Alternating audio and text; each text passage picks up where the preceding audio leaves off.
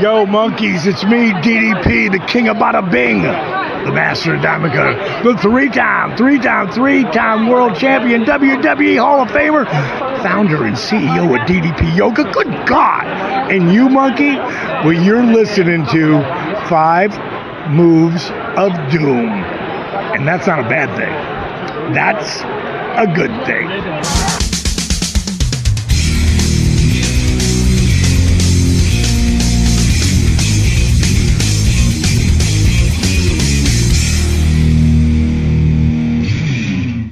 So we're here to look at your dream pay-per-view that you put together for us today. Yes. How to word this? Do you think it's going to be a good one? Do you think we're going to agree? Do you think we're going to agree? I don't know whether listeners will necessarily agree with certain matches. I'm very confident in my main event being the kind of match that will turn heads. Yeah. I've gone around and told many people about it. I do co-host WrestlePlug sometimes with my friend Nick, and I've sort of ran for a few with him, and he started getting quite excited at the premise of some of these matches. So the problem with a dream card is always going to be that it's for your tastes. So you don't know whether people as a whole... I didn't really book it with the feeling of, this will make a perfect WrestleMania event for everybody. I thought, sod it, it's my dream card. Yeah, so that's definitely it, yeah. I'm hoping enjoy it. In terms of when I was coming up with this idea, my first initial thought was to go, right, pick a 7-match card, but pick matches from history. And then I thought, well, that's just going to end up being somebody's favorite 7 matches. So in terms of it being a complete show, do you think that's going to work and that's going to come across as opposed to just 7 good matches? Well, I've built these matches around the premise of what the pay-per-view is called. It has an announce team, like you asked. It has all the bells and whistles, and each match has a finish, which really relates to the characters and what we're trying to tell. So each match does tell a story. It's not just insert carnage or insert match here. Each one should have some sort of emotional connection, or at least I would hope, if I was the booker, I would hope that this would have an emotional connection to the audience. Brilliant. That's what we look. I think wrestling in its essence is an emotional connection to what we're watching. So it's quite exciting that you've captured that. For the people that are only just tuning in or have skipped the initial bit, because people tend to skip my intros in our podcast because I do tend to ramble. We are doing the first ever episode right now of Curtain Joking with the 5 Moves of Doom podcast. This is a show where we are going to get guests in to book their perfect 7-match dream pay-per-view.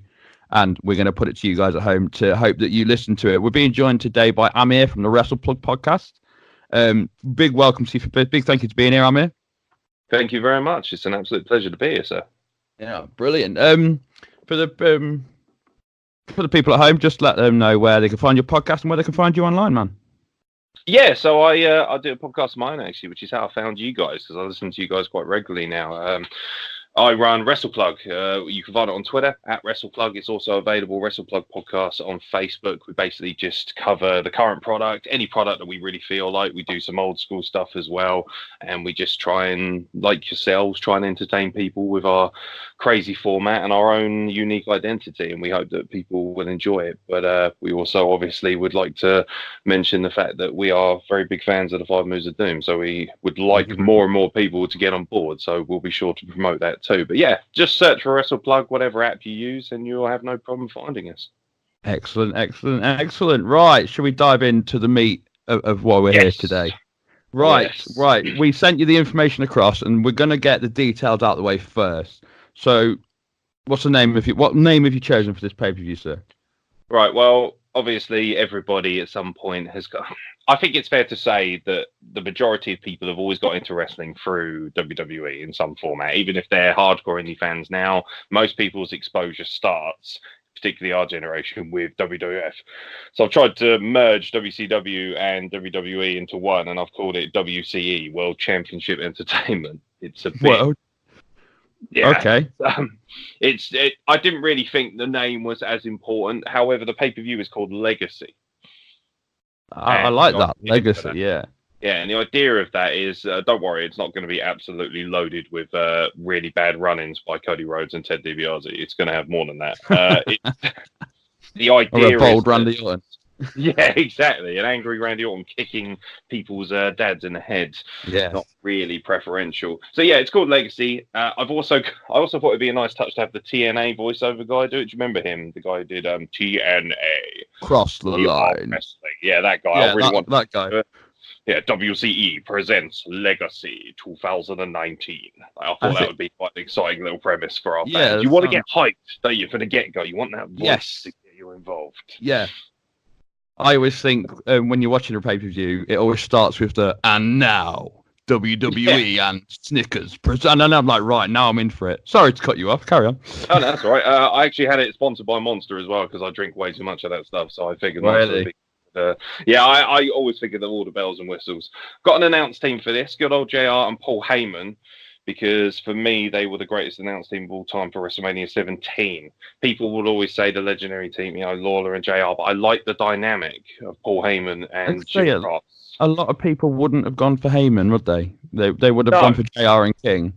Well, I have a third announcer as well, in keeping with the modern day tradition. I've gone with Don Callis because I believe him to be one of the most intelligent minds in wrestling. And he's also very obnoxious, so he could fill the Lawler role. That obviously would be. So in that announce team there, you've not got Heyman playing the heel role. I've got Heyman essentially being. I like the idea of Heyman and Callis bouncing off of each other because what Heyman and Callis are the two wacky professor minds. So I like the idea of JR playing the Michael Cole role in the middle, trying to separate these two. Kind of a little bit like Graves and Saxon, but a massive upgrade, especially on the Saxon end. So the idea is that Jim Ross is in the middle, like, settle down, trying to calm down. I'm going to be honest, Graves ain't much better these days, but still, I firmly agree with that. Do you have a location or an arena for this? Have you gone that far in to choose where it's going to be? Well, we're English, and I am, I'm one of these people who believes we should get. I don't believe we should get WrestleMania necessarily, but I do believe it's not a massive stretch for us to have a pay-per-view every year. I think it's a bit unfair actually that we don't get a pay-per-view. I know we used to have for Rebellion and Insurrection, but they were just kind of cheap house shows with a bit of elevated marquee. So I'm going to put it. I'm not going to put it in London because all I ever hear from British fans, oh God's sake, why is it always in London? There are other places. So I'm going to stick it in Manchester. Because it's a very popular city. It's a big city. You can bring in the numbers. I'm going to have it at Old Trafford. At Old Trafford, we're going big. Yeah, which is not really what I would personally do, but I thought about the fans more so. There are a lot of great fans, especially in the North and the Midlands. Wrestling is big up there, as we know. And I felt that they deserved a big marquee main event. And to be honest, it doesn't take that long to drive or get the train from London to Manchester. It really doesn't when you think what people do to get to WrestleMania. And I like the idea of a big stadium because, well, that's the biggest stadium in that area. I did dabble with the idea of Murrayfield or maybe having it at Wembley or something. I like the idea of Scottish fans because the Scottish are very passionate, very vocal fans. But I like the idea of Manchester. It's a great city. It's got pretty much everything you need. It's a good hub for everybody. So, yeah, I would hope that Old Trafford would be, albeit a bit of a run-down stadium, a good place to have it because it would have the old-school atmosphere. Yeah, I completely agree. When you said England, I got to admit, I'm one of the guys that thought it was Wembley. So Manchester, I like the choice of Manchester. I like the choice of Old Trafford because a lot of people wouldn't have thought to go into a stadium. I know a few people I've spoken to in preparation for these shows are very much, like what arena, Madison Square Garden or like Wembley Arena. So not many people go, right, we're going to go for a soccer stadium, or sorry, betraying my own roots there, a football stadium in England. I think that'll be a good choice and a great place, a great setting to put it in. Thank you. So I'm gonna be honest, because that's the kind of guy I am. You've got me intrigued. We've got a mashup of WWE and WCW. We've got a name that seems to suggest there's going to be some sort of throwback theme or some sort of dare I say, tribute area. I may be way off with this. This is your show. I'm just saying what I'm getting so far. Maybe even a sub theme of, like, with it being in England, of that sort of thing. Like, you know what WWE are like when they come to do a Raw in England, they have to have a black cab on the stage, even though it's not been in London, that sort of thing. So I've got like an English theme running through my head as well. So I've got to say, I'm very excited so far. Your announce team has got me that's the sort of announce team where I'm gutted I'm never going to get to hear that now. Do you know what I mean? Like, okay, JR and Callis, my team up. Voices for me. These are the three greatest men to talk about wrestling for my money. Lawler is obviously a legend, as is. I really like Joey Styles. I consider Joey Styles. I was a big fan of his. I actually quite like the individual dynamic, and also he has previous history with Don Callis when he was Cyrus the Virus and ECW. There's so much there, but these are the three guys that I personally remember being the most entertaining, and also Callis and Heyman, better than any other announcers, I don't even think this is an argument for me, were amazing at covering the nuances of wrestling and ensuring that mistakes were covered with the right mannerisms. If you go back and watch Mania 17, for example, Paul Heyman is working overtime on that Chris Benoit-Kurt Angle match, telling people why he's doing what he's doing. And I think that's important because if you're a casual fan, you need somebody to tell you why things are happening. I always think that it's the job of the announce team to sell it. The wrestlers can do what they do in the ring, but watching two men, it's like, don't get me wrong, there's nothing better than being in the front row of an indie show or the front row of a WWE show, just screaming your head off and enjoying it. I've been to many Progress shows, and it is the best feeling I've ever been in that ballroom. But when you're watching wrestling at home on the telly, you need that announce team to take it to that next exciting level. And then, like you say, Callis and Heyman are the two guys to do that. Absolutely, definitely. Yeah, I need people who are going to sell my show. Yeah, exactly. Right. Should we get into the main show then? We know where it is. We know what it's called. We're all there. I'm sat at ringside. I'm excited because that's what wrestling does to me. The lights go out and match number one. What are we kicking off this show with? I like tag team format. I like tag team wrestling. I think it's the most entertaining format when it's done correctly.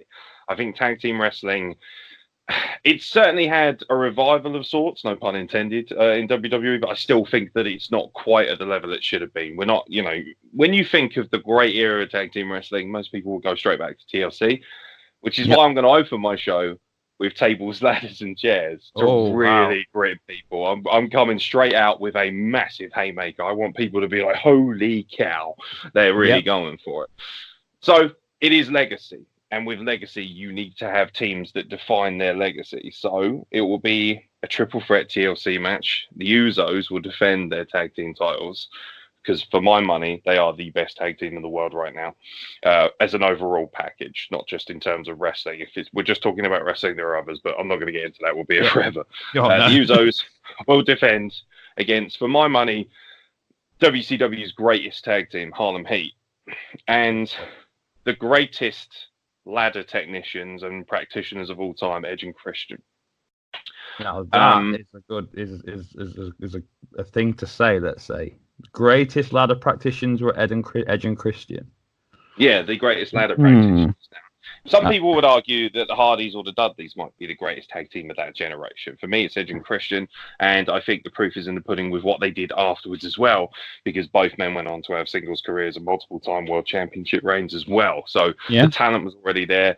I love the idea of the 5-second pose. So the build-up to this would be the Usos standing in the ring. We're the greatest team in the world. We have beaten everybody. Nobody has anything on us. Now, I would have a smaller announce team for smaller shows, Raw or SmackDown, however you want to put it, maybe Impact. It doesn't really matter. It's a dream world anyway. Yeah. And I'd have Booker T on commentary or at one of the announce panels talking about how these Usos, they're good kids, they're great wrestlers, but they're not the greatest of all time. To be the greatest of all time, you need to have beaten all the great tag teams in your legacy. And I'll tell you what, they wouldn't be able to beat Harlem Heat. The Usos cop this, get fed up with this nonsense, get fed up with him trash talking them, and assault him in the announce position. This brings back the infamous return of Stevie Ray. You hear the Harlem Heat music playing from WCW. Don't hate the player, hate the game. Stevie Ray makes the save. The following week, Harlem Heat are in the middle of the ring. We're back. We want a slice of this action. We want a piece of this legacy. The Usos are standing at ringside thinking, we're not getting involved with these old timers. And before Harlem Heat can even have their moment, they're blindsided by a couple of chair-wielding maniacs in Edge and Christian who are going to hit double concertos on both men. Then we would have the obligatory WWE style build-up. One week, somebody would use ladders to assault a team. The next week, the tables would get involved. And, of course, the commissioner, who, for me, would probably be William Regal, just because Regal, for me, was just a magnificent commissioner. My personal favourite come down and say, right, you lot, I've had enough of your nonsense. TLC at Legacy. And that brings us to the big dance. So this would be your car crash opener. And I can't think of 3 tag teams. I like the idea of Harlem Heat as well, because they're more of a ground-based tag team. So they're going to be a lot more trepidatious about climbing the ladder. There's always those people in the match. You remember when you had like a Kane or a Big Show in a ladder match, and they were like, oh, I'm scared to climb the ladder. Or William Regal himself. Yes, William Regal was fantastic at that. There's the classic case of in ladder matches, somebody's got to get muscular dystrophy before they start climbing the ladder. Otherwise, they get up there too quickly. So, but you wanted a finish for each match. So I sat down and gave good thought to each finish. I think this would be the perfect match to cement, for me, the Usos' legacy as one of the greats of all time. So I had the Usos going over. Now, ladder matches need to end with a insane car crash. So big spot, don't they? Yeah. Yeah, so I would have the announce tables come into play here, and I would have one of the Usos jump off a 20-foot ladder from the ring to the outside through the announce table, wiping out everybody. Just an insane spot, something that's going to be like, wow, you know, crazy, because this is going to be, for my money, you know, the be-on end-all of ladder matches. So you need to end it like that, and of course, have Jimmy maybe on still staying on the ladder, the same ladder, just strip down both the belts. That way, you've got the opener out of the way. You've got this car crash moment. You've got your biggest gimmick match out of the way as well. So people don't need to be relying on props the whole time for storytelling. There is one more match that I believe will obviously go down that route. But I think tag team wrestling as a whole opens up shows better than anyone else. Wow. Initial reaction, I love it. I think it's great. I like your idea of a big opener. You open with a massive thing, you get people excited from the go. I'm not sure I agree with the statement about Edge and Christian being the best users of ladders of their generation. I think they were the best tag team. I think you're right there, but I think in terms of being able to use a ladder, it will always fall to the Hardys. But like we said earlier, it's your show. But if you go back and watch it as well, I think the reason I played them in more than... I dabbled with this. I did have this problem because the Hardys, when you think TLC, you must have Jeff Hardy. But Edge and Christian have the best win-to-loss ratio in ladder matches of all time in that company, particularly Edge. And that was why I thought the idea would be, well, the Hardys don't get a look in because they actually never won a TLC match. Yeah. I'm not arguing against your show, but what I would say against that is the way you set up this match isn't who's the best at ladder matches, it's who's the best tag team, which again does put Edge and Christian in there as ahead of the Hardys, but in terms of who was better at using ladders, I'm sorry, I always say wrestling's personal preference. My personal preference is the Hardys.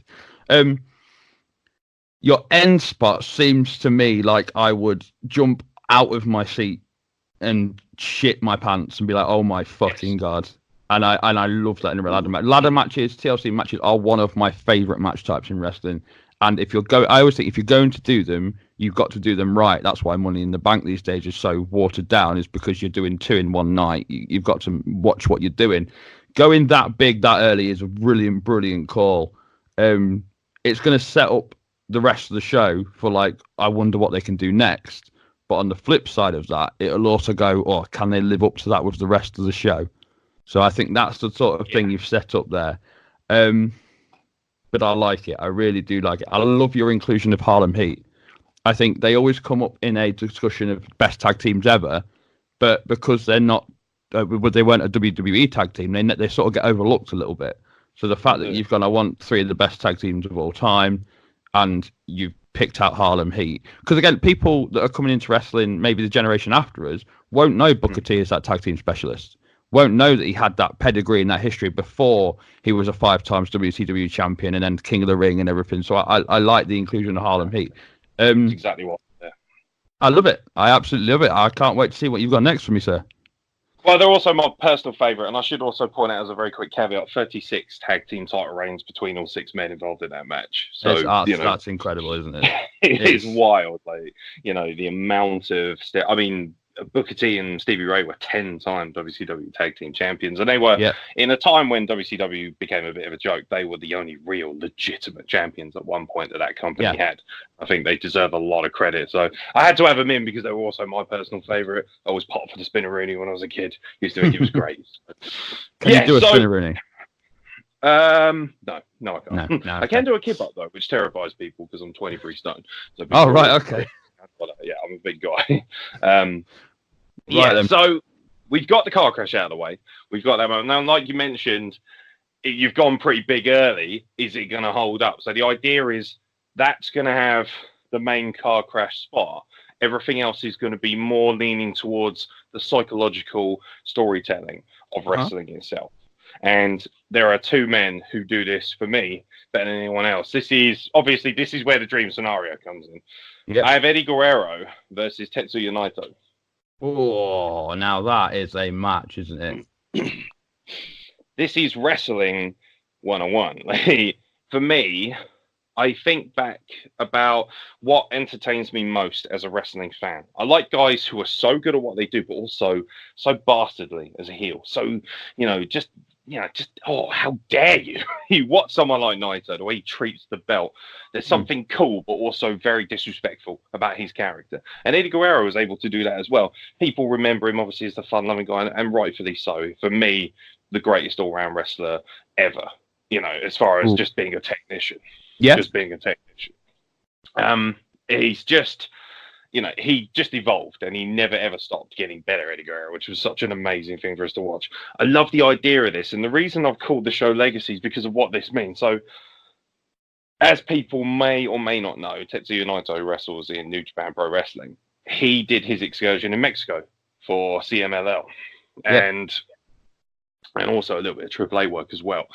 The idea behind it is that Tetsuya Naito goes back to Mexico and he says, I remember the way I was disrespected. A lot of the reasons he holds his eye open, for instance, are because of the racial tension and the abuse that he received when he was over there. People would mock him, of course, for his Asian looks because of obviously where he's from. And so this is what led to the Ivor. So he would come back with a vendetta, so to speak, and he would start attacking Mexican legends in the ring.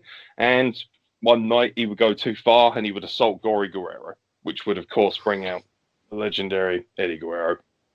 It would say, I've had enough of this shit.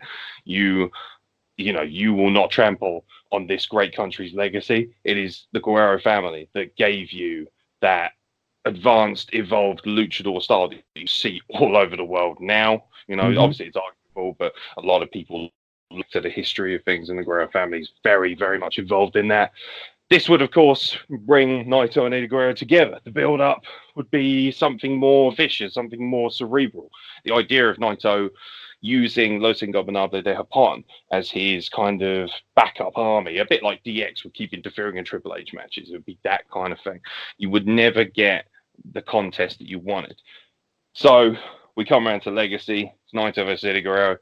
I don't need to tell you how great a match like that would be from a technical standpoint, not to mention entertainment standpoint. Both men know how to play to a crowd better than most. They're definitely up there as some of the all-time greats for that. And the ending would be Tetsuya Naito hitting a second Destino. Eddie Guerrero kicks out again. And there's just this kind of moment where Naito's like, what's going on here? Why is this man not staying down? So he calls down Los Ingobernables de Japón to the ring. LIJ surrounds the ring.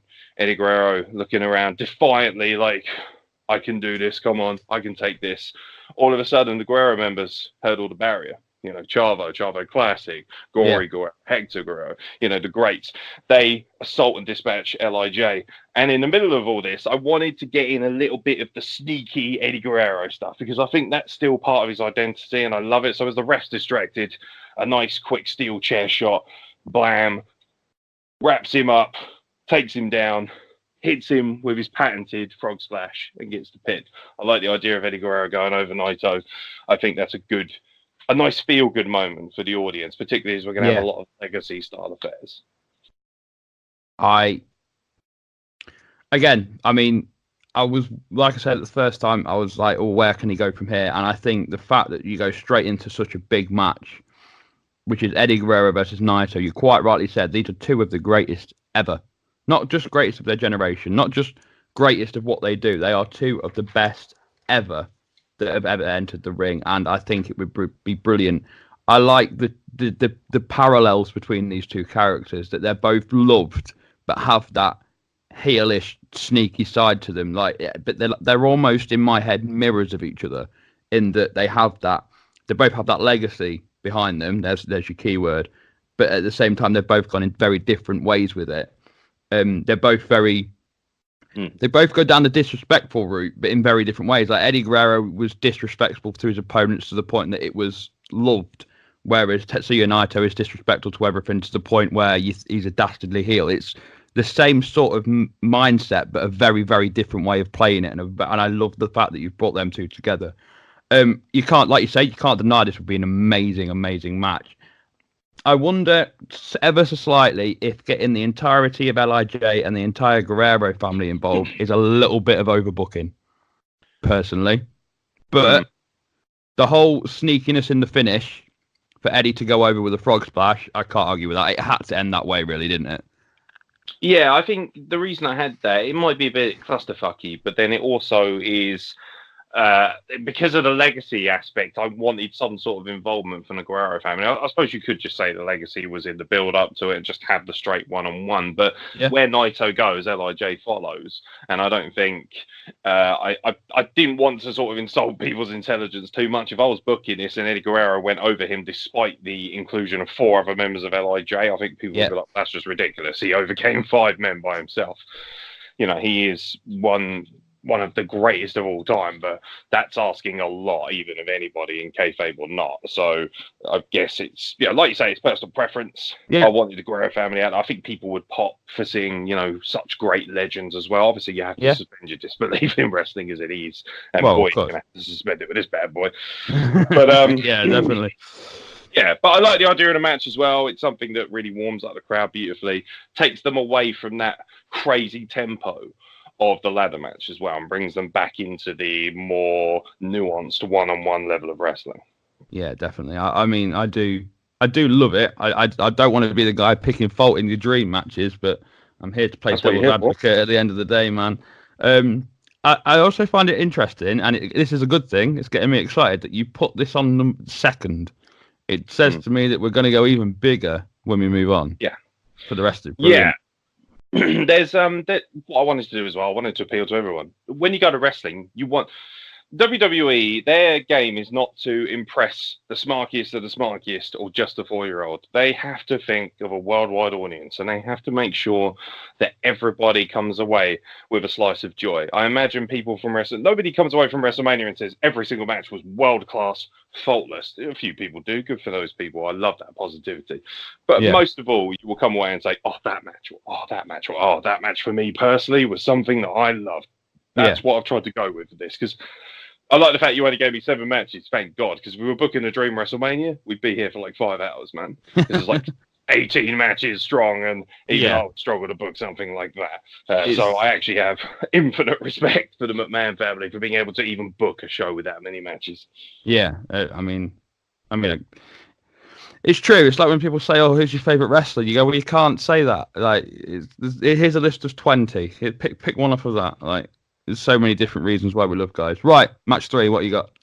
Match 3, women's match. Now, women's wrestling is very important to me. Anyone who listens to my podcast, Cheap Plug Alert, knows that we love women's wrestling. We push that to hell high on our podcast and have done since the beginning. We believe it to be fantastic. And, the proof is in the pudding, I suppose, in what has been going on, especially most recently. So, a women's title match. I have Charlotte Flair versus Tessa Blanchard. Oh, really? Yeah.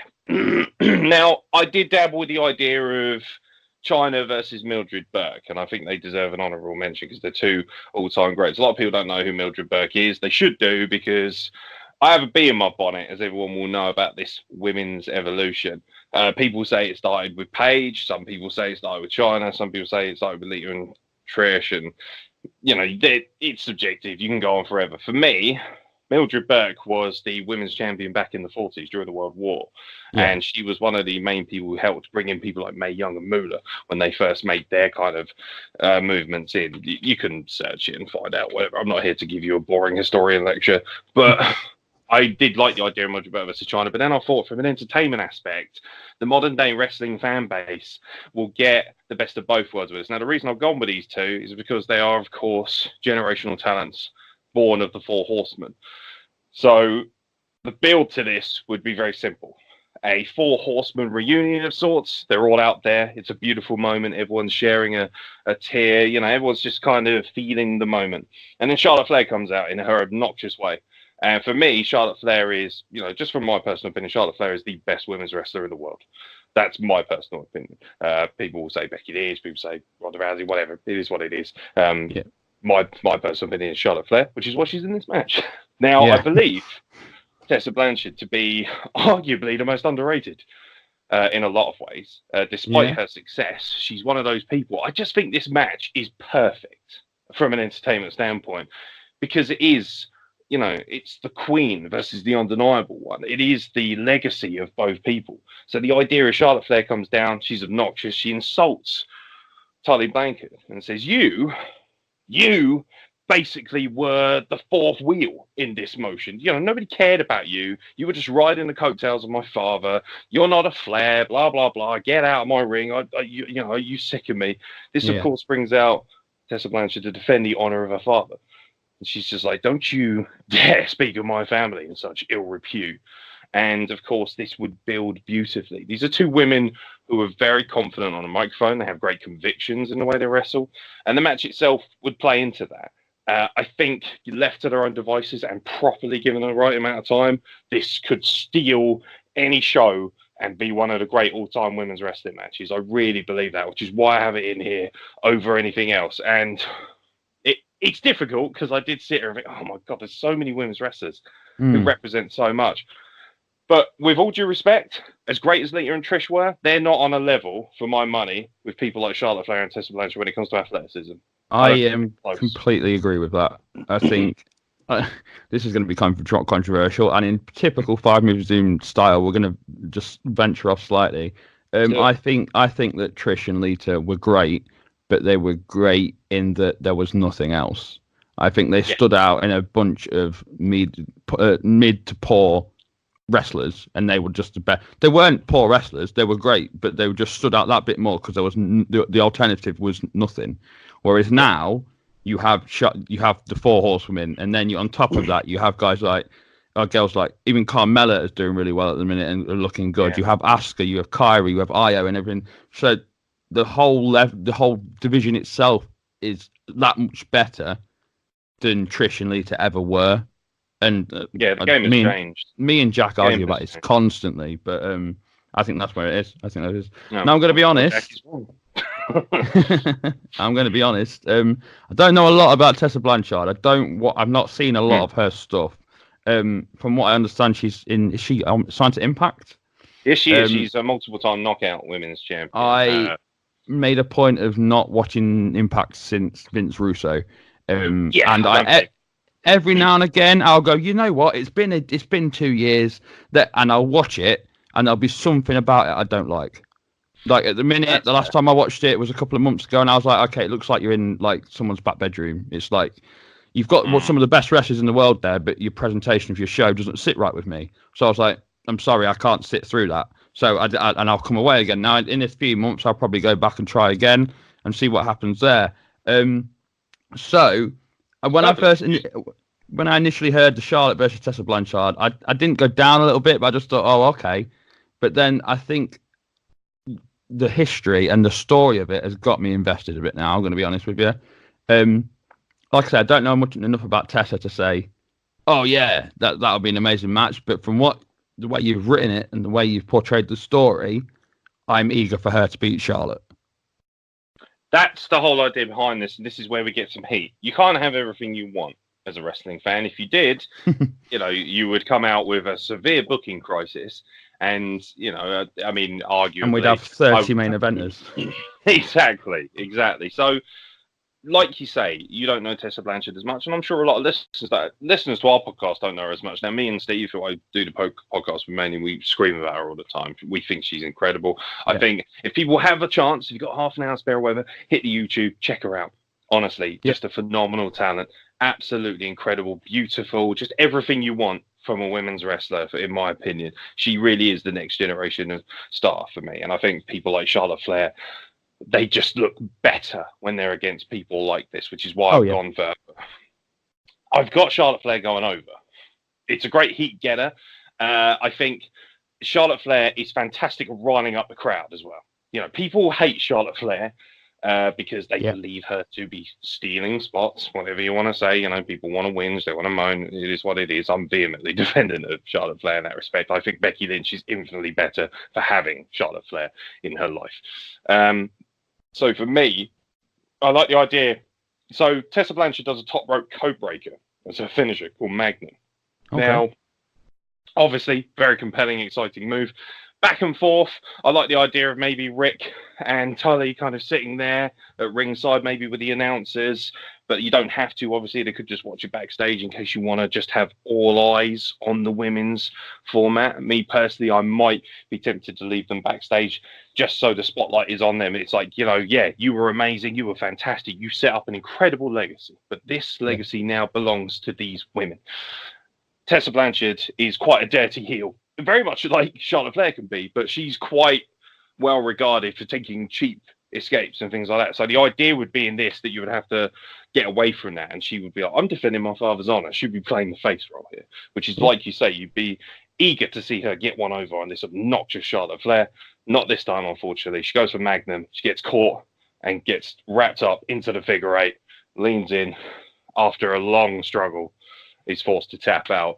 Charlotte Flair's legacy is basically set in stone as one of the greatest women's wrestlers to ever live at this point.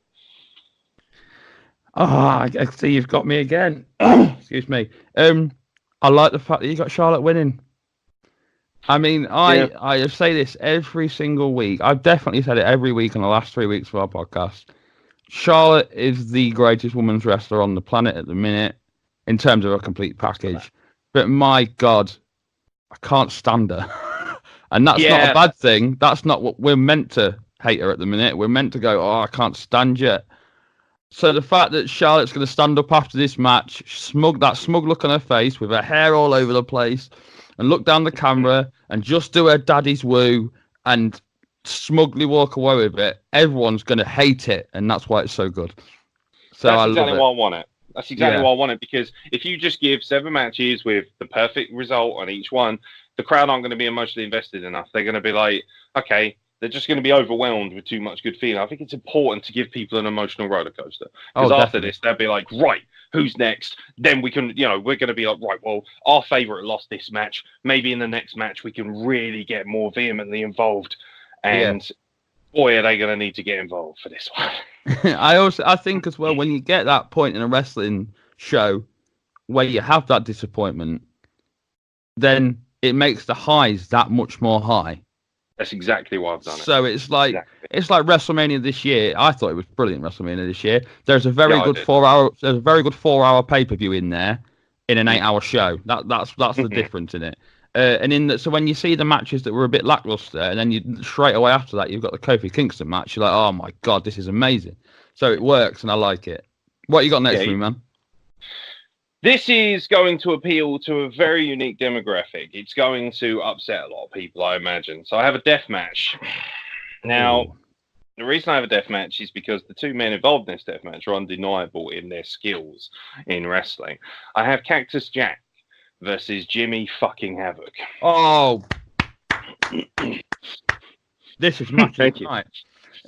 So this definitely appeals to me and you. I noticed that you mentioned being a Progress fan. I'm a big Progress fan myself. I've been attending a lot of shows lately. I'll be at Super Strong Style, so come and check me out and say hello if everyone's there. We couldn't make it this year, so I'm a bit jealous. Gutted. We will be covering every night for you, so we'll give you a big shout as well. I'll hold up a sign saying 5 moves of doom. Anyway, carry on. Tell me about the match. Yeah, so for me, these two personify violence better than anyone else in wrestling. Some people will say Terry Funk, but I think the Funk legacy is... I just think it's a bit too much at this point. And also, I don't want to bring out 80-year-old Terry Funk to try and deal with Jimmy Havoc and his current affairs. Yeah. Here it is. Jimmy Havoc is right now probably the most iconic deathmatch wrestler, along with that absolute lunatic in GCW, Nick Gage. His name always sort of relented me. So Jimmy Havoc's out there. This match would be born out of Mick Foley being at that awful announcer's position they have, that kind of pre-show panel nonsense. So yeah, I'm not a fan personally. I know why they have it. So Mick Foley's at this pre-show panel, and the match for the night for this show would be Jon Moxley versus Jimmy Havoc. Right. And these two would be, which in his own right could have been on this show. They're murdering each other. They're killing each other. On this panel, Mick Foley has stated, I like Jimmy Havoc. I like Jon Moxley. My problem with Jimmy Havoc is he just isn't violent enough. Jimmy Havoc thinks he's violent. Jimmy Havoc thinks he can handle pain, but he doesn't know pain like I do.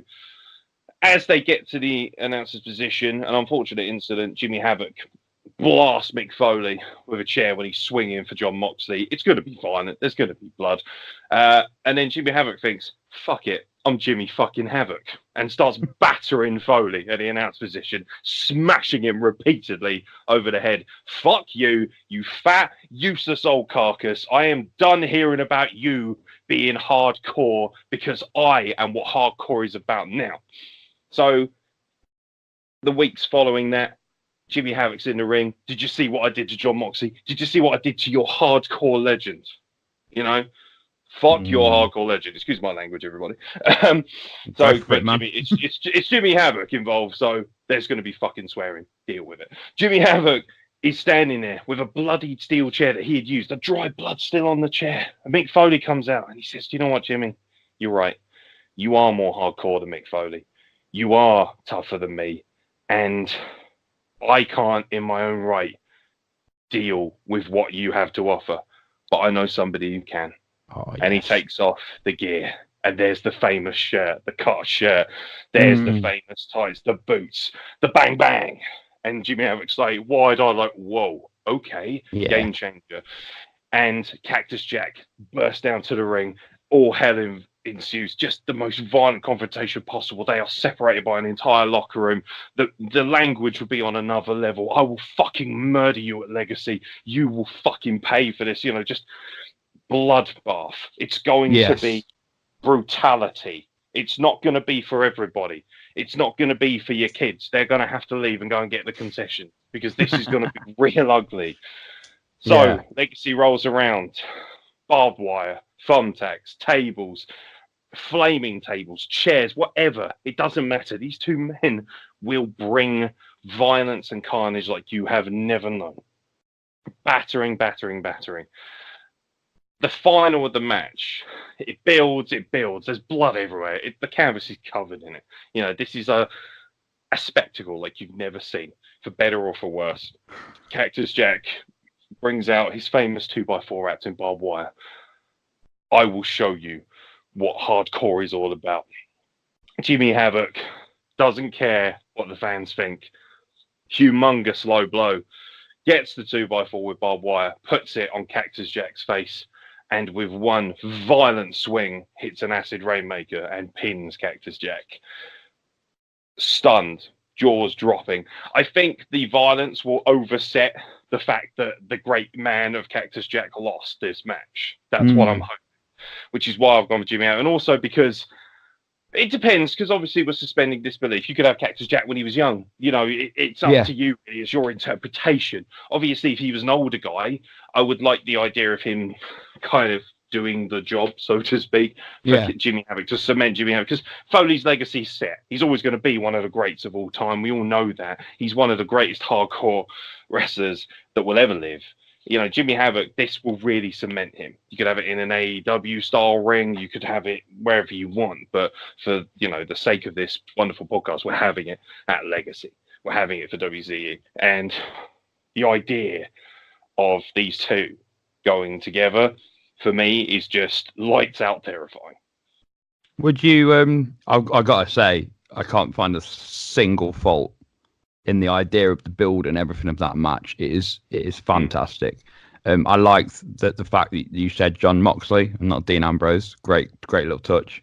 I liked the throwbacks to the reveal for when he was facing Triple H at Royal Rumble. Yes, that's exactly. I was going to mention that, and I thought I'm not going to insult your intelligence, but I did borrow that straight from that moment. Oh yeah, that is. And I love when he tears off that shirt and that tie and reveals for Mankind. It's one of my favorite. I know it's one of Jack's favorite matches ever, and it's definitely one of my favorite moments in wrestling. For me, wrestling's built on the moments, and that is one of them iconic moments where you go, "Oh shit, this now it's going to pick up."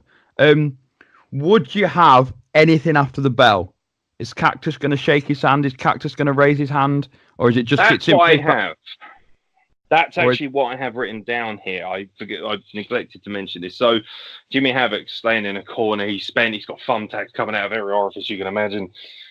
Cactus Jack is laying in the corner doing his classic sort of breathing, the kind of like screaming that's coming from him. You can see it in him. You could see it.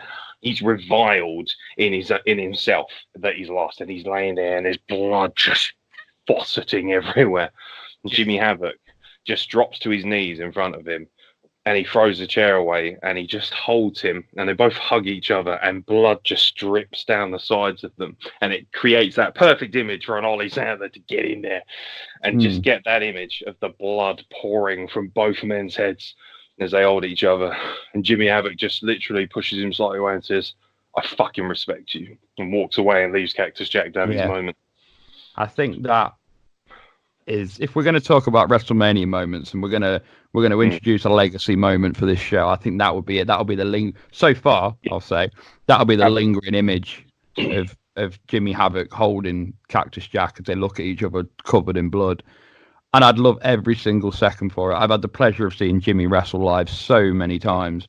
On top of that, he's just the nicest guy in wrestling. He's an absolute legend. I last year I was at at MediaCon, and I spent all my money. I was half cut, and I saw him in the corner, and I was just like, "Jimmy, I've got no money, but is there any chance for a quick picture?" And any other one in the world, everyone's got the right to go, "I'm really sorry, no," but he's like, "Of course you can." And I was like, "Oh, that's fantastic." So yeah, one of my favorite wrestlers in the world, actually. So I'm well happy that he even got a mention in this show. That is a perfect entry in this show. Just to top off your point about Jimmy Havoc as well, little known fact about me, I actually had the pleasure of being ring crew for Chapter 85 in Bournemouth. That was one of the great moments as a wrestler for me. And I got the distinct pleasure of catching Jimmy Havoc off the balcony, which I was very grateful for. If you go back and watch it, there's a gigantic bulk geezer there. I got completely wiped out by William Eva and then Jimmy Havoc as well. And I got to say, backstage, Jimmy Havoc, a world-class human being with so much time for young wrestlers and so much great knowledge. Don't be fooled by the deathmatch premise. This is truly one of the great British wrestlers and icons of our time. Yeah, and I'll be honest, because I'm a bit skeptical and I'm a bit of a Cody hater. Jimmy Havoc's the reason I'll be watching AEW, because he is that's fair enough. Good. That is well, yeah, he is for me one of the main reasons why all British wrestling fans should be tuning in. He represents our brand beautifully, I think, and I think he's a great pickup for AEW, and I think that's a smart pickup. And I'm like you, I personally love Cody Rhodes. I'm very excited about AEW because I just can't get enough of wrestling. I'm like, more wrestling? Yes, please. I'm gluttonous. But I will say this, that I do think some of their picks can be a little bit shady in comparison. I don't think at times their pickups, their recruitments really appeal to a mass audience, but Jimmy Havoc that's just lights out. It's not that I hate Cody. It's not that I'm not looking forward to AEW. It's more of a fact of, okay, I tell you what annoys me. It's these diehard fans that think it's going to kill WWE and it's not even happened yet. I'm like, you don't have to be like that. We don't have to hate each other. So that's exactly what my argument has been. I've been using our platform for so long now. I've been saying to people, it's like DC and Marvel. You're allowed to watch both. You're allowed to enjoy both. Yeah. Stop fucking whinging and just like what you like. That's the premise of our entire podcast there, so that's brilliant. But I'll tell you what my pick and match of the night will be at the end. But yeah, that's a good call. Match 5, sir. What we got? So match 5, we need to change the tempo. We're going to need to change the canvas, if I'm being honest, after that. Yeah. So after something so violent, we need something more pure, something more thoroughbred. I can't think of a pure competition. I love technical wrestling, and the man involved in this match, I really wanted to put him in the main event, but for the sake of everyone, I didn't. He's my favorite wrestler of all time. It's Bret the Hitman Hart. He's the reason I love wrestling. He's the reason that I am a wrestling fan. I remember watching him wrestle. The first WWF style match I ever saw was Bret Hart versus Roddy Piper at WrestleMania 8.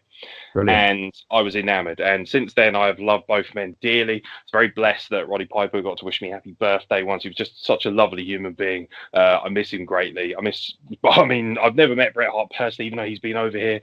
Bret Hart is the reason that I watch wrestling now. Bret Hart is the reason I love wrestling.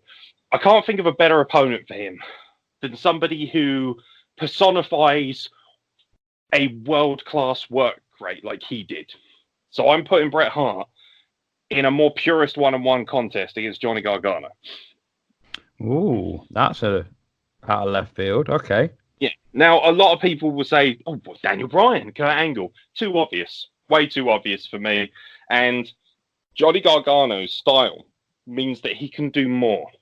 He is, for me, the most complete wrestler WWE has. Nobody seems to get me more emotionally invested than Johnny Gargano in NXT. He's not my personal favorite wrestler by any means, but for some reason, his matches draw me in. And maybe that's why he gets such high ratings. Maybe that's why people react the way they do.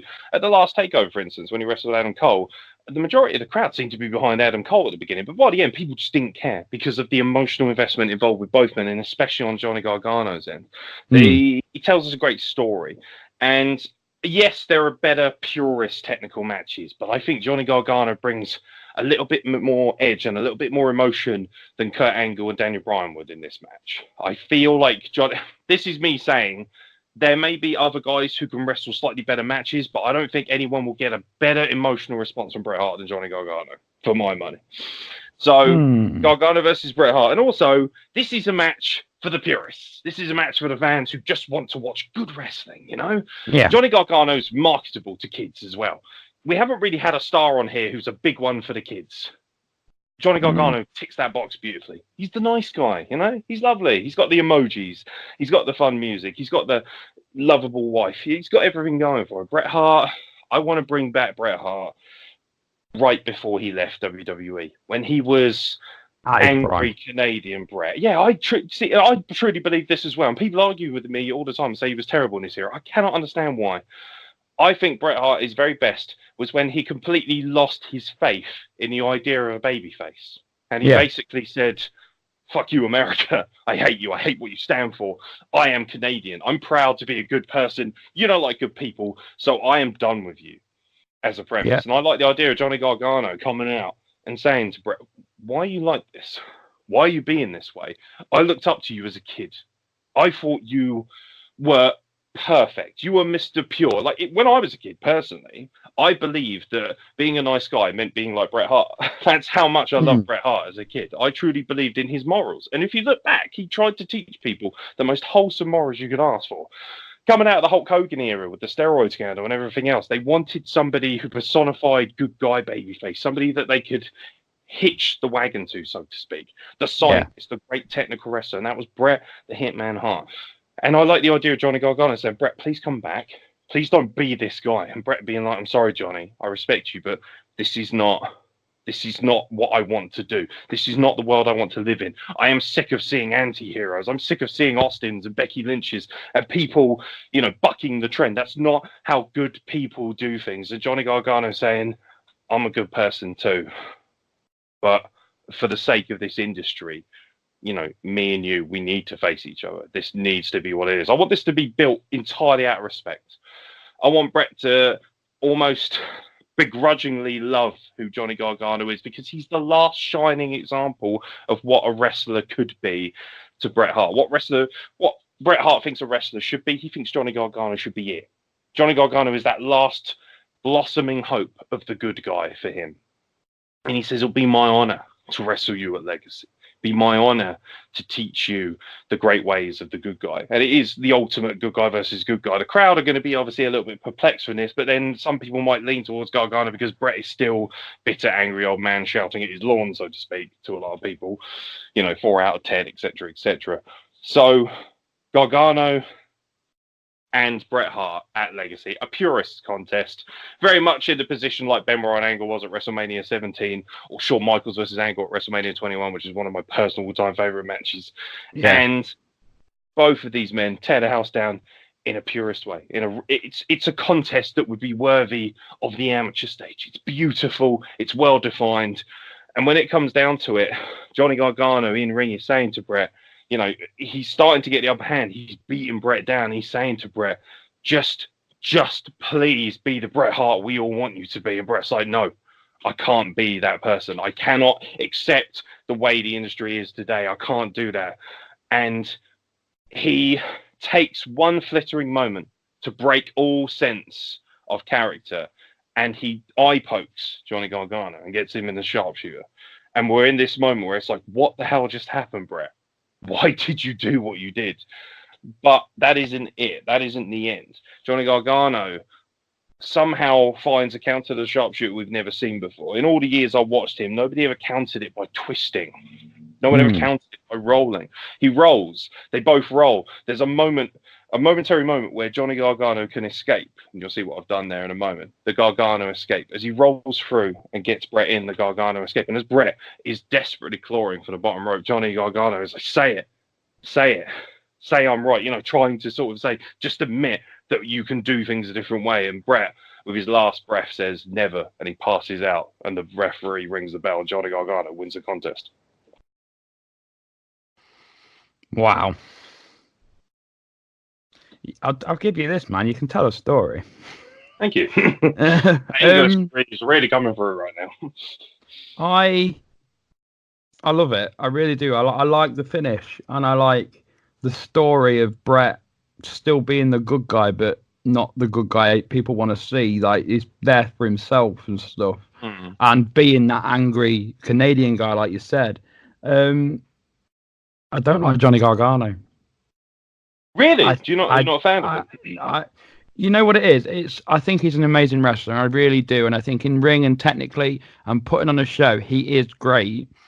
But I think that if you boil it down, I think I said this a couple of weeks ago on the podcast. I think he can be quite bland.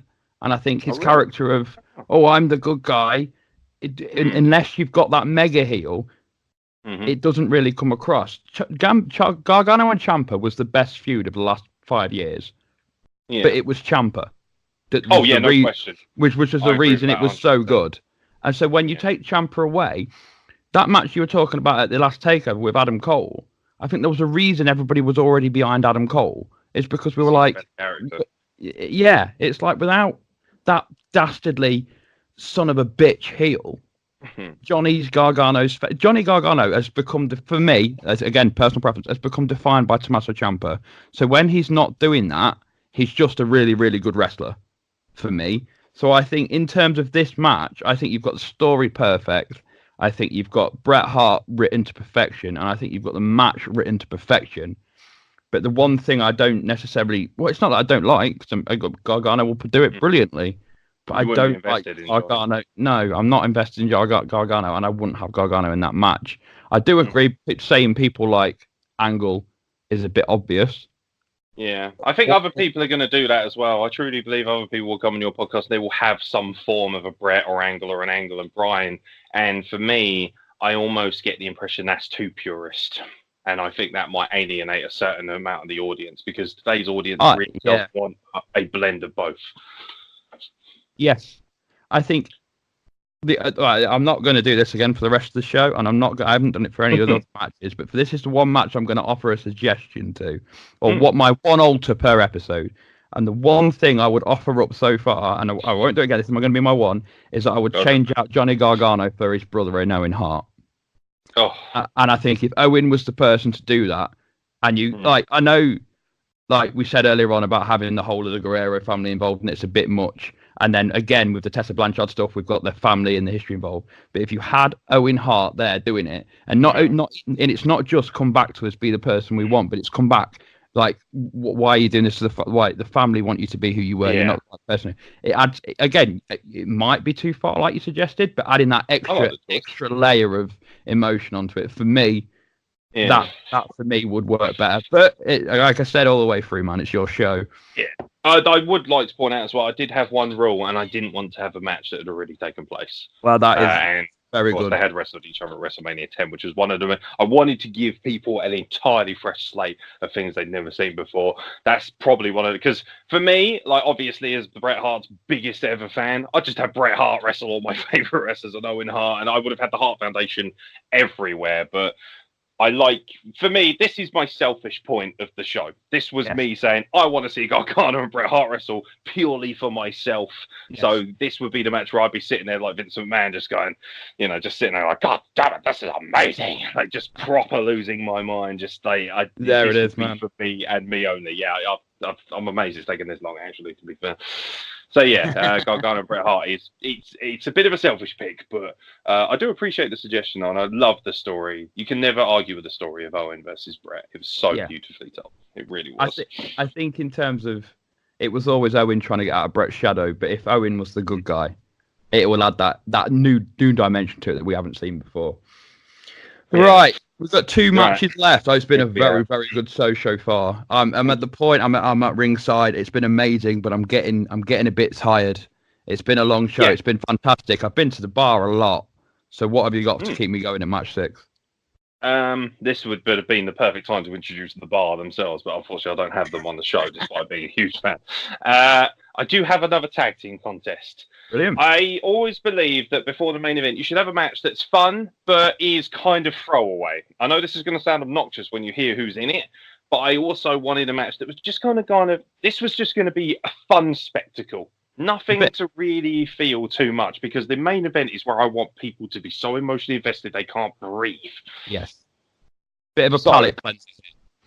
Yeah. So again, this is a little selfish because these are 2 tag teams that I personally love. So back in the 90s, during the Hart Foundation, I'm glad you mentioned Owen, because Owen's come back. So it's Owen and the British Bulldog as a tag team. Now, as an audience, especially being, further north as well, Bulldog is going to get the hero's reception. Of course he is. Yep. Owen Hart is his tag team partner. Now, back in the mid-90s, actually, when Bret Hart became champion again, for the 5th time, actually, especially in 97, Bulldog and Owen were a very prominent tag team. They spent a lot of time tagging together, and a lot of people don't realise that, because when you say Hart Foundation, you immediately assume Bret and Anvil. Yeah. So, for me, this is the most forgotten and underappreciated tag team I ever saw, because they were the perfect combination of speed, technical ability, and raw power, courtesy of the Bulldog. They are going to face a team that I think is undeniably going to be one of the all-time greats if they're given the opportunity to work on the biggest platform, and that is the current form of the Latin American Exchange, LAX, Santana and Ortiz. Ooh. In terms of work rate, in terms of quality, professionalism, and for anyone who's seen their match with CCK, I don't really need to preach about it. LAX are so exciting and so undeniable. I truly believe when I'm an old man, I will remember LAX as one of the all-time greats. I really do believe that. I really have that much faith in them. They're already setting an incredible legacy. There's so much... There's so many rumors that they're on WWE's radar. I think they're a great opponent. Imagine Owen Hart locking up with either of these guys just alone. That would be incredible. But I like the idea of the feel-good moment. Bulldog's there. The crowd erupts. Our British hero. My generation will always remember British Bulldog or William Regal as the real, true representation of British wrestling when we were youngest. Yeah. I always remember seeing Bulldog first and thinking, what, an English guy? Holy shit. I'm watching an American wrestling show and it's got an English guy.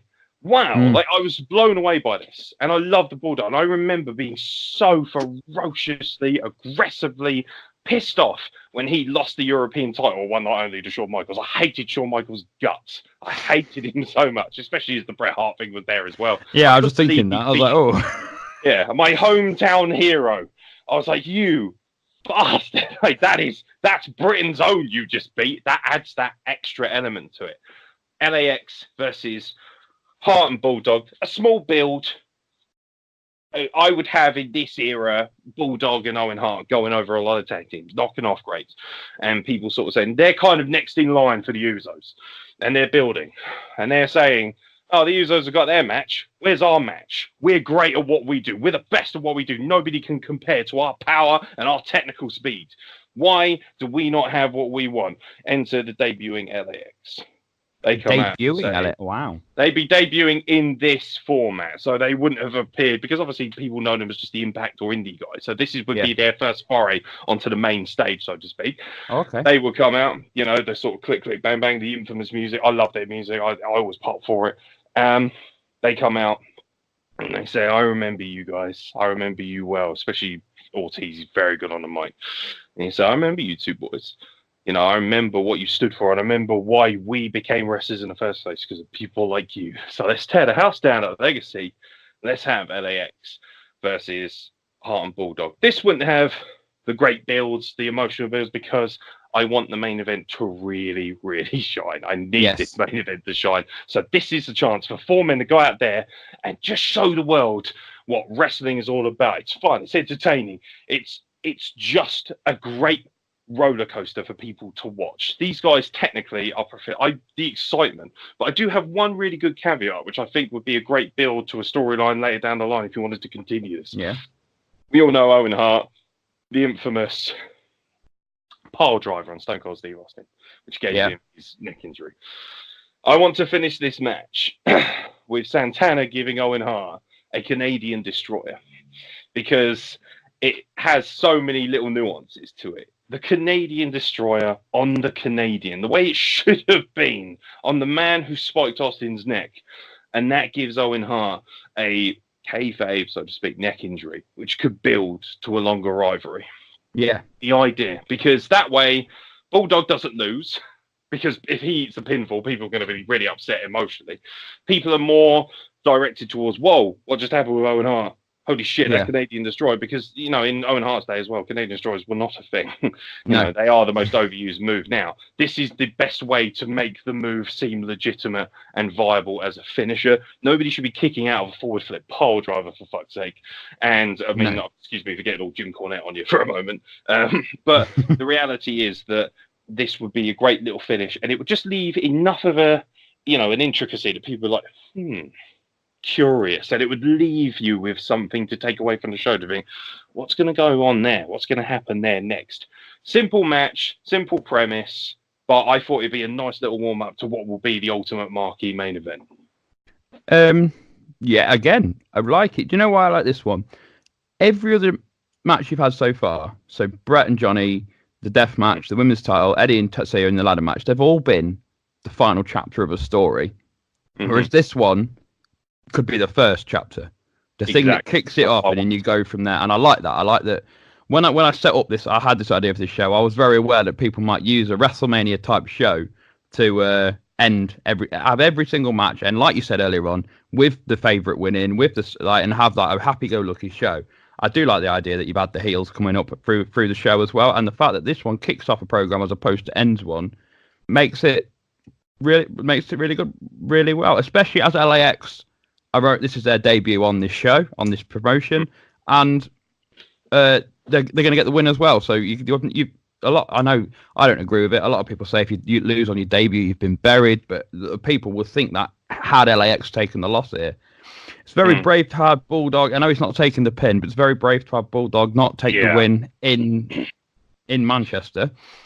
But I kind of like it. If I'm honest with you. That's kind of a WWE nuance, isn't it, though? How often have you seen the hometown hero? Oh, they're home for Raw, and then they get pinned, and you're like, yes. Well, fuck you then. And it's kind of like tradition almost that you do the job in your hometown. Yeah. The interesting thing about that is, and me and Jack noticed this a few weeks ago, is the last person we can remember to win in their hometown was Naomi at WrestleMania. At 33, you're like, oh, wow, that was, no one saw that coming. Yeah, that's very, very true. They obviously have bigger plans for her. Anyway, carry on, sorry. Yeah, sorry. It's not a throwaway, so to speak, but it is a match that kind of just brings the tone down slightly. So everyone's like, I've been rebalanced. So what have you got for me as the main event? And that's what I wanted to do, was rebalance the order a little bit. And also, like you say, I like the idea of storylines coming out of it. You could progress with the TLC, so to speak, but the problem with TLC is it is kind of like the mother of all finishing matches for the tag teams, unless you stick them inside Hell in a Cell. I didn't want to overload people with gimmicks either. I think it's very easy to go down that route, have a Hell in a Cell match, a ladder match, have a last man standing match, have an Iron Man match. I just think that too much of that waters down the premise. A gimmick match should feel special, which is why I opened with the TLC, and it's the only real proper gimmick match. Yeah, that's pretty cool. I do like it, and I do love this. This is, I'm so happy that you were the first time on the first show of doing this. I'm very blessed. Thank you. It's going to set the precedent of how good and how well shows. Obviously, we're going to put it to the fans and ask them to vote, see what they like about it. But for me personally, you've got me hooked. You got me excited. There's some great legends coming through. I cannot wait to see who is in your main event, sir. Yeah, the main event is the mother of all main events for me. I'm very good at putting my emotions aside when I want to do, like, you'll know this, doing a podcast. You can't always just do what you want to do. You got to sort of put your kind of nuances aside or whatever and kind of deliver. Now, wrestling will tell you that as a whole. When you watch wrestling, you need to give people what they want. So especially in the main event. So this is why this main event is what it is. At this point, my reigning champion, the marquee talent of the company, is Shawn Michaels. Shawn Michaels, for me, is the greatest all-round performer in wrestling history. He is Mr. WrestleMania.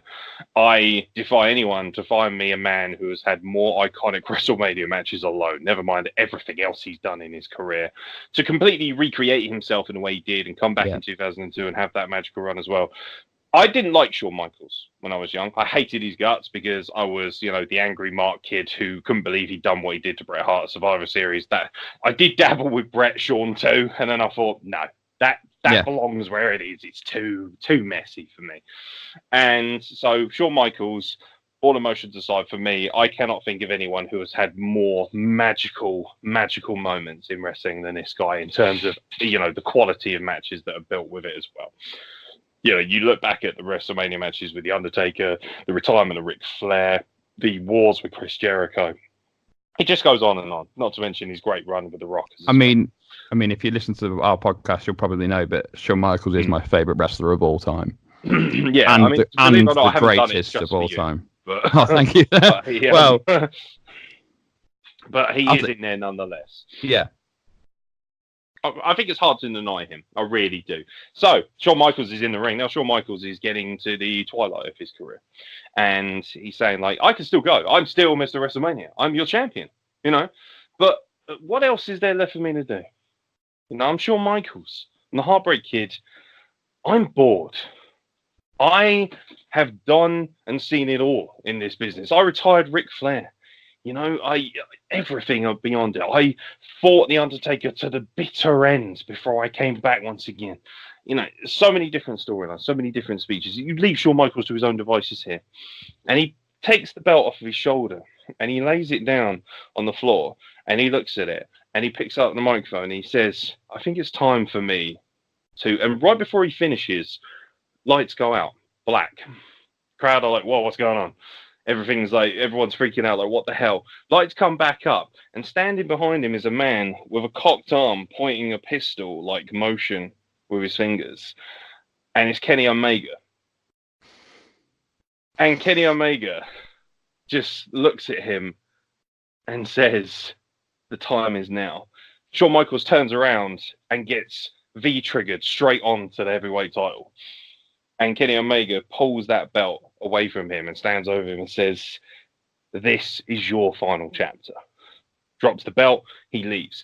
Kenny Omega will play heel in this role because people are going to be far too emotionally invested in Shawn Michaels and the idea of him leaving. And Kenny Omega will go on these rants, these spiels. He will come out and he will say, I am sick of you, Shawn Michaels. You were the greatest wrestler to ever live.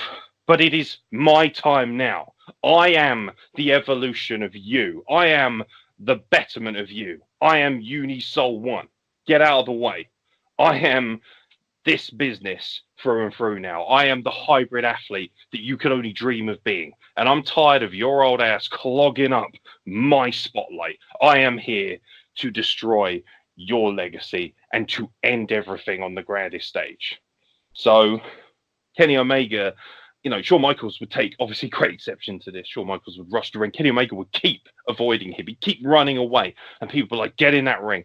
Face Shawn Michaels like the man.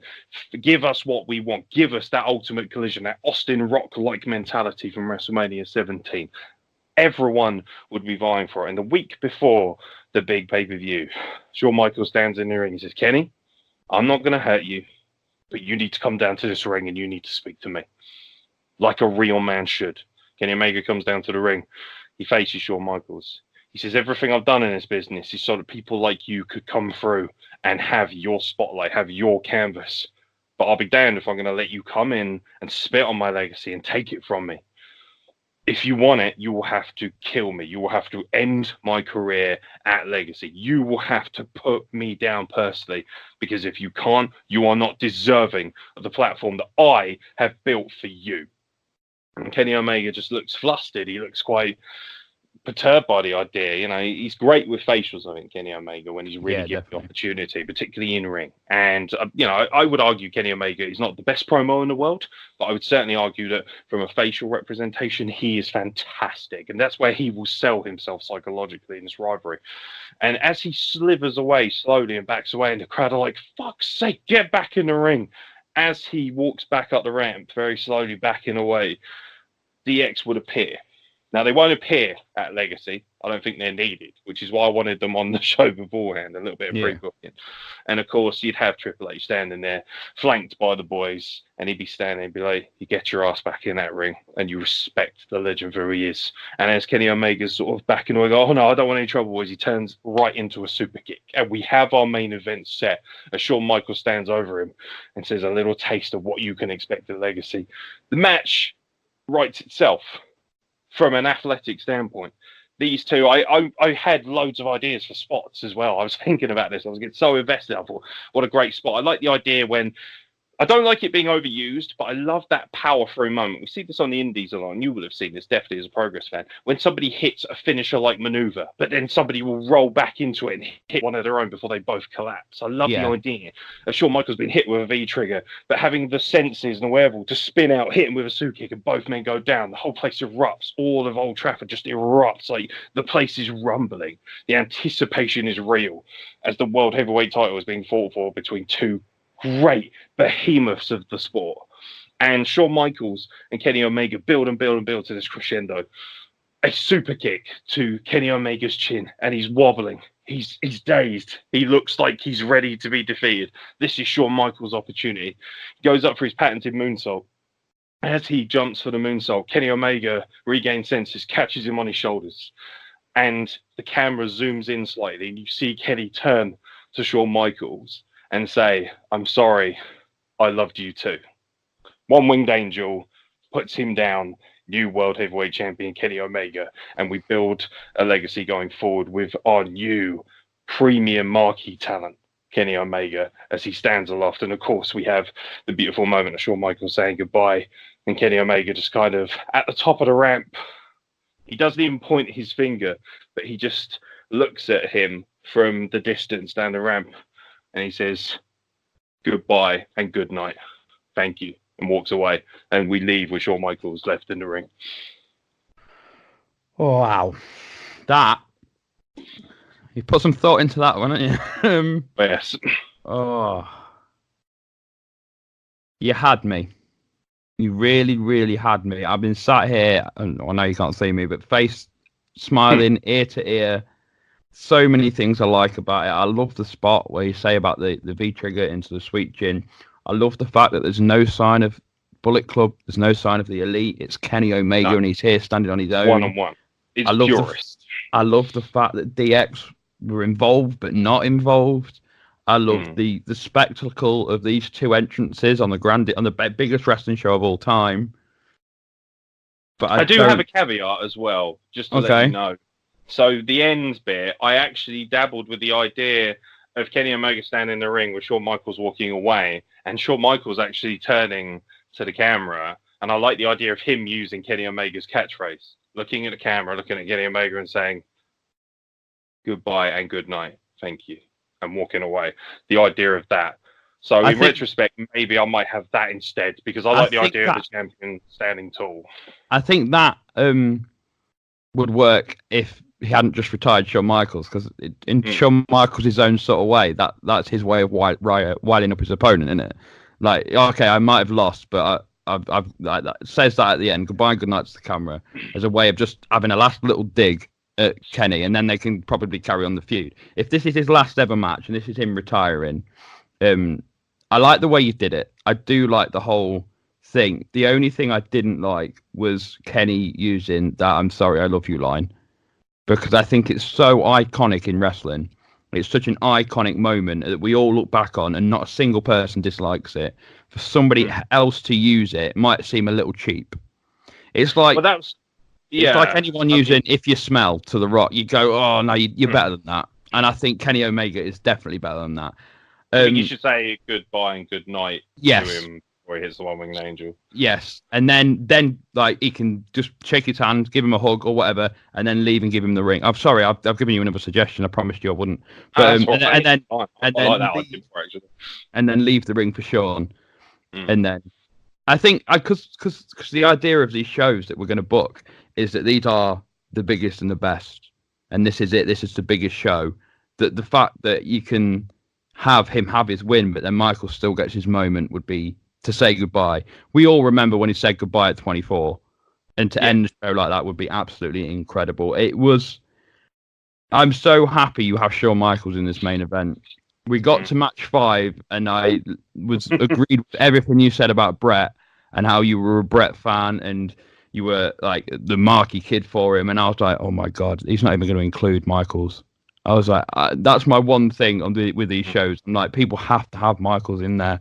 Not because I'm a massive Shawn Michaels fan, I am, but you can't ignore talent of that stature and that quality.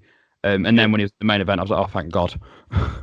That's exactly it, though. Like, Shawn Michaels, for me, like, all emotions aside from when I was young, I realised as I got older, and, you know, we all do as we mature and we become a little bit more chilled about what we think, I realised that Shawn Michaels is the greatest wrestler to ever live, in my personal, humble opinion. I completely agree with that opinion. I think everything you say is true. Find me someone that's outperformed him at Mania. Find me someone that can outperform him in the ring, full stop. Find me a more engaging, enthralling character as somebody, because he is what wrestling is in its essence, which is just a love for the sport and a love for everything. Even when he was a bratty 20, 30-something-old and everyone hated him, he did what he did out of love for the sport. And look, this is what I love and I want to be the best at it. Okay, he grew up and he realised, okay, I didn't go about it the right way. But now I found God and I've moved on, and he genuinely proved he was the best at it. And I could talk for hours about how good Shawn Michaels is. Yeah, I could. I have so many great memories. I remember watching Shawn Michaels matches with ex-girlfriends or friends or anything at past WrestleManias. People who didn't like wrestling and being so enamored when Shawn Michaels wrestled. That was how good he was. His story could be told and people could be like, oh, fuck me, this is why you watch wrestling, because this guy, wow. Yeah. And that's, you know, I think that speaks volumes about how we've come full circle in wrestling, that you're listening to a podcast with, you know, Shawn Michaels' biggest ever fan, arguably, and Bret Hart's biggest ever fan. And I'm happy to sit here as the biggest Bret Hart mark of all time and say Shawn Michaels was infinitely the greatest wrestler of all time. And Bret Hart, as great as he was and will always be my personal favourite, I don't think he's as good overall as Shawn Michaels was. I believe Shawn Michaels to be the greatest wrestler of all time. I fully agree with you. The last thing I want to say about your main event, in terms of the build-up, you said one line, and Kenny Omega was going to say this to Shawn Michaels, and it was absolutely incredible. And I think this is the line that feud would be built on and remembered for, and it was, "I am the evolution of you." And I was like, however good you are, Shawn, you're still dated. And I am you in superior form. Yes. I am your, and I love it because he's the Terminator. And I like the idea that he's like, I will terminate the old shell of what I am. You are the caterpillar to my butterfly. I've evolved from you. You're still in your cocoon. of that old era, and I am here to destroy that premise and become the true evolution of this sport. And I think when it's all said and done, we may look at Kenny Omega as the new Shawn Michaels if he gets the opportunity on the main stage and he's given the right format and the right booking. I think some people would argue AJ Styles is that guy. For me, though, I much prefer Kenny Omega in that format. That's not to say AJ Styles isn't one of the all-time greats. I love AJ Styles. I've met him personally. He's a wonderful human being. But for me, Kenny Omega truly looks like the next Shawn Michaels. He looks like the evolution of Shawn Michaels. Before I look back at you, Shah, I want to ask you this then. Do you think in order for Kenny to prove that he is the best in the world, do you think he needs to go to WWE? This is where people use this as a device to argue for. Now, I am unashamedly a bigger fan of the Indies than I am WWE. I love WWE. I always will. That's what but for me, I've always loved the Indies. And obviously, being a wrestler as well, I'm around these guys a lot. So it's very helpful to me. I've been very, very fortunate and been afforded great opportunities and seminars with great wrestlers. You know, I've been taught by people like Steve Linsky and Curtis Chapman and you name it, like guys that we all look up to now, we all enjoy now. You know, I've been in the same ring as people like Dan McGee and Joshua James, Rob Lyons, Rishi Ghosh. You know, the list goes on. So for me, I don't think it will hurt his precedent if he doesn't go to WWE. A lot of it depends on AEW. If AEW can build itself to be a viable alternative, this is going to be a stunner for people. I don't think AEW will ever get to WWE's level. I just don't, not because they're not good enough or they won't have enough money, but simply because it takes decades to build a legacy. Because WWE has got a 50-year head start on them. Yeah. That's all it is. It's everything. WWE is historically the greatest wrestling company and always will be, because it's not the only game in town, but it is the game in town. I'm sorry, but whether people like it or not, and this is coming from somebody who really doesn't want that to be the case, WWE is the be-all and end-all in terms of the pinnacle of wrestling. It's not the be-all and end-all of being a wrestler. And Jimmy Havoc is a magnificent representation of that. I love the fact he went on Twitter and people always batter him and say, "Oh, you'll never wrestle in WWE wrestling like." He said, "Who says I need to wrestle in WWE to be a great wrestler? Did you ever think that maybe I just want to build my own fucking legacy?" I love that. I love that. We need more guys like that who are willing to say, "No, I just want to enjoy being a wrestler. And if I get to WWE, great. And if I don't care because I've had an amazing career." Christopher Daniels is amazing. I look up to Christopher Daniels so much, and he's still killing it out there at 48 years old. You know, what more can you ask for? For me, though, Kenny Omega, to answer your question, because I've gone a bit tangently, I believe Kenny Omega, if he wants to be renowned as truly the greatest of all time, he has to go to WWE. But I agree with that. But he could go down as the greatest wrestler to never wrestle in WWE. I think now that Sting has appeared in WWE, I believe that he has the mantle of the greatest wrestler who has never appeared on a WWE stage. But I truly believe that once he's done what he needs to do with AEW, I think he will go to WWE. I think he wants a year or so.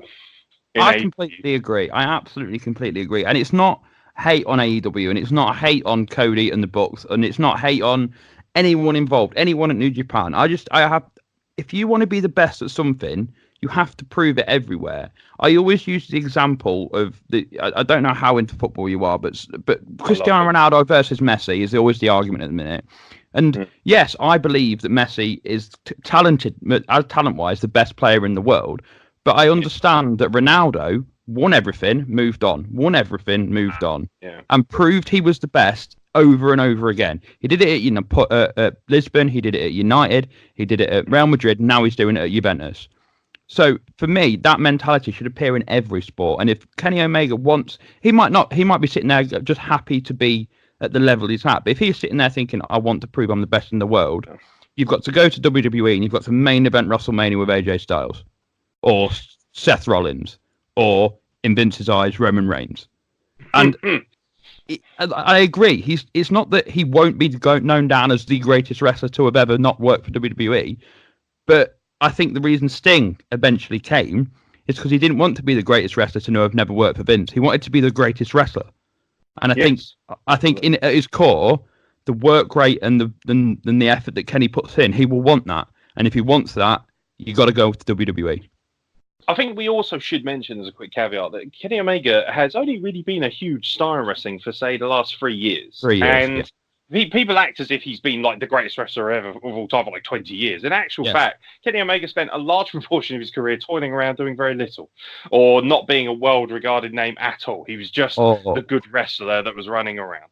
And people don't like to admit that because he's now as good as he is. People want to act as if he's been the greatest of all time. The other thing is, as well, as had AJ never decided to go to WWE and stayed at New Japan, Kenny wouldn't have got a look in. It would have always been, they would have carried on with their plan to make AJ Styles the fourth member of their big four. And then AJ went, I'm really sorry, thank you for your time. I've been offered a good deal by Vince. I can go and be in my own country with my family and everything. So went to WWE and they went, right, well, who have we got? Oh, I know, Kenny. And then they made Kenny a star. But yeah. Absolutely. I think Kenny Omega, if he does go, I think he will go down as one of the all-time greats. I think there's still plenty of time for Kenny. I think he truly wants AEW to succeed.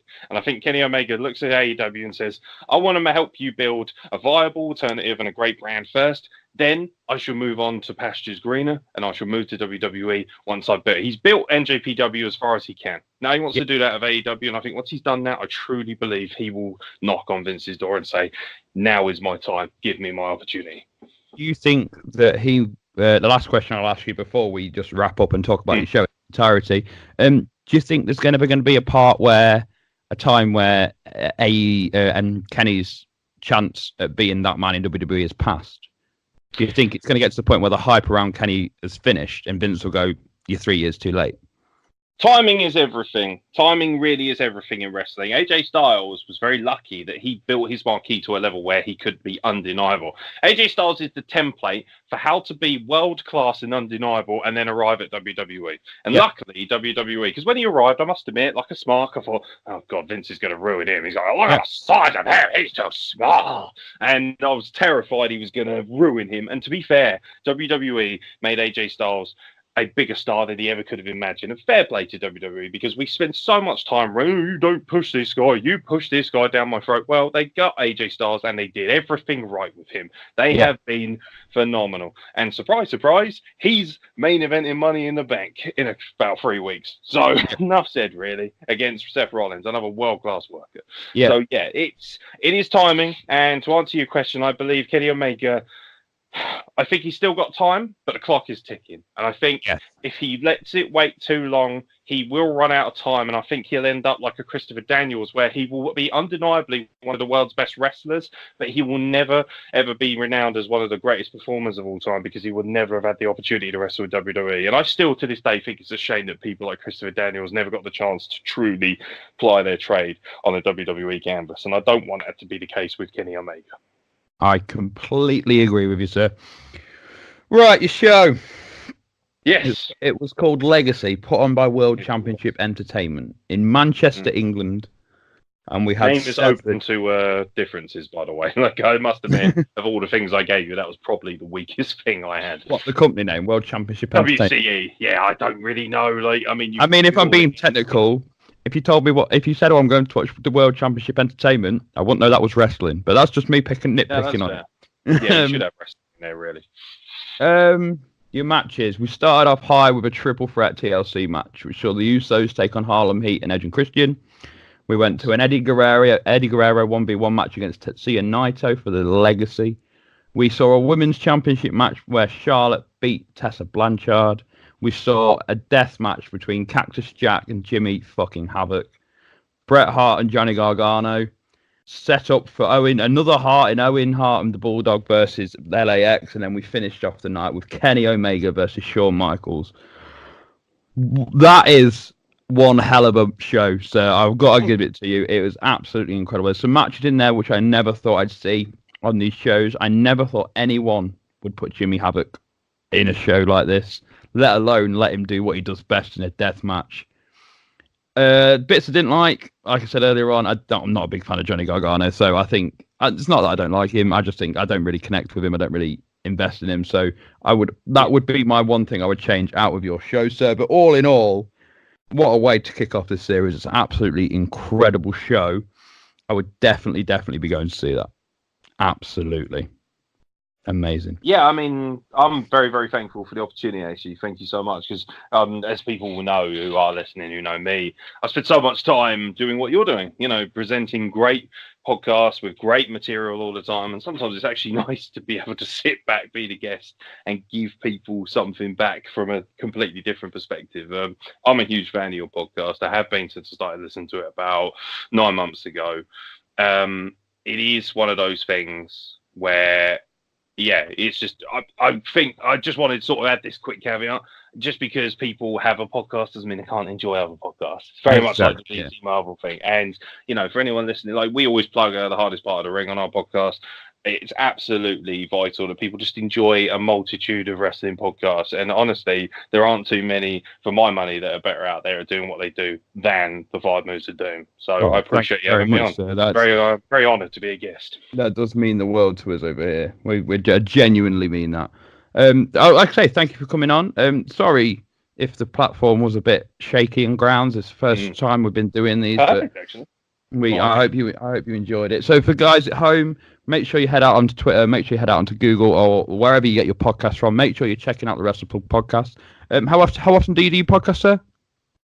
We normally have 1 or 2 a week. I should also point out as well, just because it would be shameless of me not to plug myself. If anyone's got the opportunity, go on Facebook and type in Harbinger, Aaron Nix. Aaron is spelled Aeron, Nix is spelled Nix, and follow my Facebook page, and you can see what I'm up to in the wrestling world as well. Because you know what, I started very late, as a lot of people know, but there is always room for people. If you're thinking about getting involved, my Facebook page will help you out with that as well, because I'm affiliated to Quality Wrestling Academy, which is based down in Portsmouth. But yeah, I just thought, quick cheap plug, buy one of my t-shirts, and check out the wrestlers page and have a look at some pictures of me getting beaten up by a clown with a steel chair, and it's all happy days. Right, yeah. So, like I said, make sure you get online and listen to the WrestlePlug Podcast. If you could listen to the 5 Moves of Doom a bit more, that would be great. We are available on Spotify, on iTunes, on Podbean, on Stitcher, I think we are now. If you do a Google search for the 5 Moves of Doom podcast and look for my stupid face, you will bound to be in the right place. And if you give us a follow on Twitter, for myself and for Amer, that would be absolutely amazing. We'll be back at the weekend to talk about everything in our usual programming. But until then, I'll see you all later.